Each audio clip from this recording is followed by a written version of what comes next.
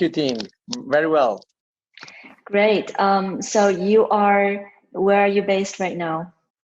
Yeah, I'm actually in Geneva, in Switzerland. Great. So nice to have you on the panel here on the fireside chat with you. Could you give us a quick intro of who you are and what's your company doing in Switzerland to our audience? For sure. I mean, thank you, Ting. It's a great honor to have this discussion with you.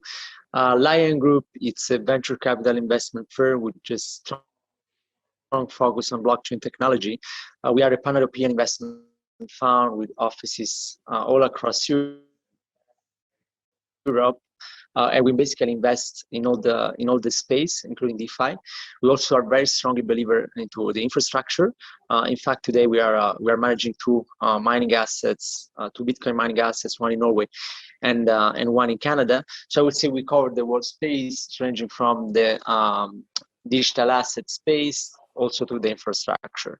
On my side, apart from managing the fund, I'm also professor of blockchain technology in a few university years in Europe, and very excited to have this chat. Nice. So what's your current strategy, DeFi strategy, from the investment side point of view, which you have a lot of investment in different sectors in blockchain and also DeFi space, and including mining you just mentioned. But what specifically is the strategy for DeFi these days? Yeah, I would say, so myself, I'm coming from a traditional finance background. And also, considering that many of the banks and, I would say more traditional investors are backing our firm, what we're trying to do is we are trying to bridge, obviously, this big issue between the traditional finance and DeFi. I would say, our most active investment strategy is that we're trying to do two things. The first thing is that we're basically doing a staking strategy on all our mined coin. So, obviously the idea is for us is to reduce the volatility out of the Bitcoin price, by having, some stable income generation. So, we're very active on our digital asset production by staking or lending this coin. On a separate side, we're built here few different financial products for institutional banks, which actually have these different DeFi strategies, which basically provide a full diversification on all different platforms and different strategy to the DeFi space. So I would say this is where we are looking now at the moment. And you obviously have a lot of interaction with traditional financing people. And when you explain what is DeFi to them, what can DeFi disrupt, their financial world, and what's their response, and what are some of the challenges that you see you're facing, and how would you see the banks and asset management companies integrate this, or are they willing to integrate this in the future? Yeah, for sure. I mean, it's quite fun. I would say when you speak with traditional banks, there's a huge misunderstanding on this word.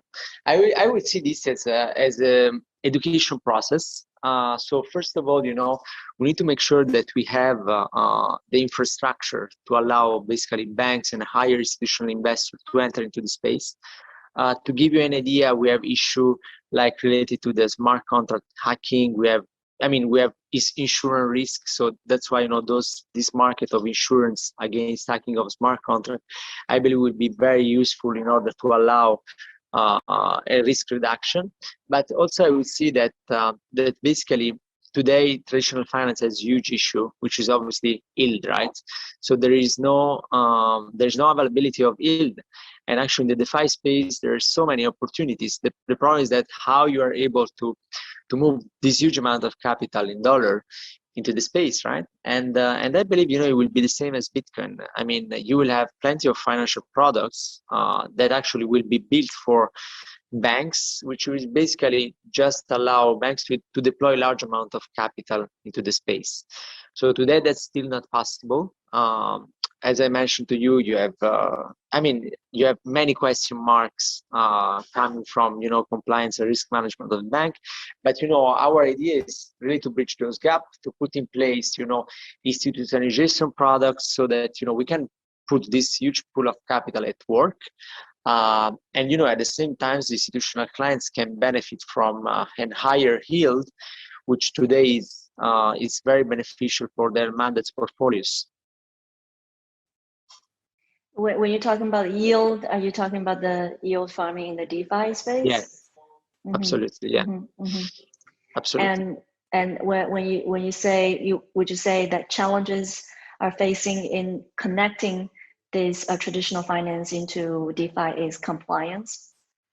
Yes, I would say the challenge is obviously, I would say, how do you manage that flow, to move from USD dollars accounts, from institutional perspective into, the DeFi space, right?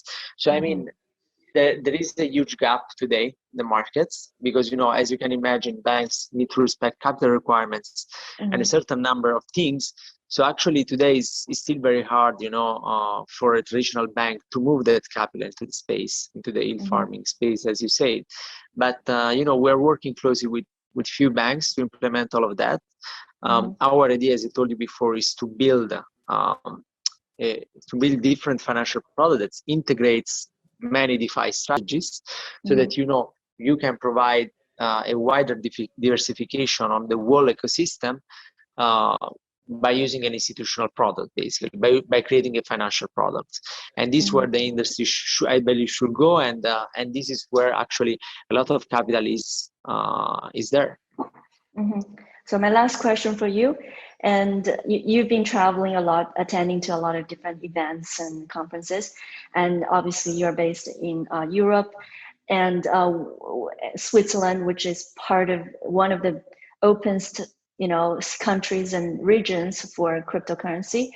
And where specifically region-wise, do you see that DeFi would actually interact or conversions with the traditional finance faster than other parts of the world? Yeah, I would say the advantage in Switzerland is that we have a huge amount of pool of capital. We have the beauty here that obviously the ecosystem is very well developed. We have few banks which actually are crypto banks. So I would say we're very advanced in that field, and actually, I'm very aware that some of those banks are already looking at actively in the space. So I would say Switzerland is, as you say, it's a very good area to be. I would say Singapore is very attractive as well. Looking at the growth of Dubai in the ecosystem. So as you know, we're also very active in the Middle East, and actually I believe that Dubai is positioning very well to attract many crypto entrepreneurs. So I would say if we should give my top three, I would say Switzerland, Dubai, and Singapore as definitely some very nice hub to build and to decentralize those applications. Great. Thank you so much for sharing. And it's very insightful and a lot of information. And thank you for your expertise in this field. And we hope to have you again in the near future to share the development of DeFi and the conversions of traditional finance with DeFi. Thank you so much. Thank you much, Nick. It was a great pleasure. Thank you. You too. Bye-bye. Bye.